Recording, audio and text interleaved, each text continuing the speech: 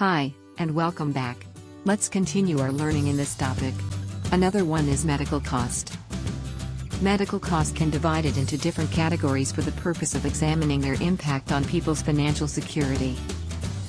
Moreover, the smaller costs such as visits to the family doctor are unimportant financially to most people. In the middle are expenses that are necessary, cannot be paid out of normal income, but they can if it be covered by medical insurance. Next, medical insurance pools the risks, thus turning irregular and potentially crippling costs into easier regular payments. Besides, the level cost differs significantly from country to country, but costs have risen dramatically as a proportion of GDP in most countries. Medical costs increase as people age. Besides, the level of medical care that can be offered appears to have almost no limits and might be regarded as effectively arbitrary. For example, a typical treatment or consultation in Penang, Malaysia with a doctor for flu or colds costs 40 ringgit Malaysia, approximately $12.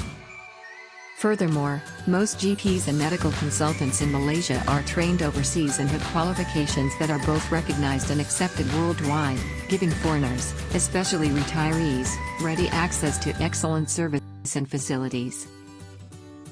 Next one is interest. Changes to interest rates become a problem when relatively high and volatile inflation leads to dramatic increase in mortgage repayments. The variable or floating rate mortgage loans allow the lender to change interest rates after a short period of notice. If a mortgage loan has a long outstanding term, a significant proportion of the remaining repayment will be interest.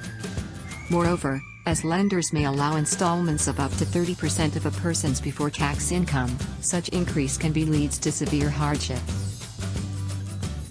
Lastly is inflation. The most at risk of inflation are those on fixed income such as pensioners.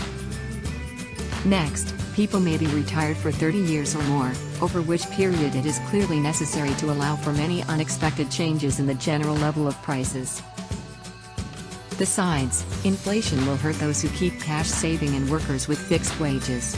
For example, suppose workers have wage freeze and then inflation is 5%. It means at the end of the year their wages purchase 5% less than at the start of the year.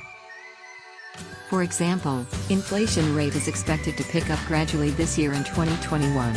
The report stated going forward, the inflation rate is expected to rise from 0.7% in 2019 toward the long-term average of about 2% by 2021.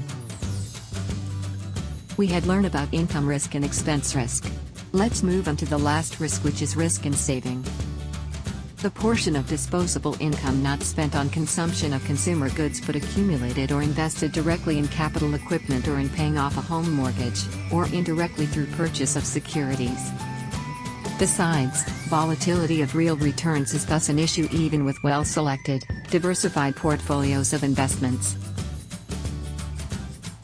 In addition, for a typical consumer, there are other greater risks. Indeed, there are many ways of losing one's entire life savings.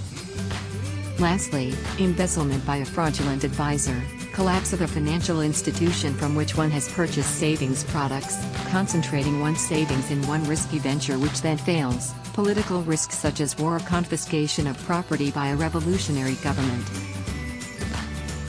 I'm now approaching the end of this video.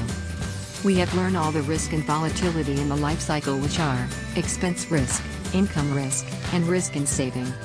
Hope you enjoy and learn new things from this video. Thank you for watching this video. And have a nice day.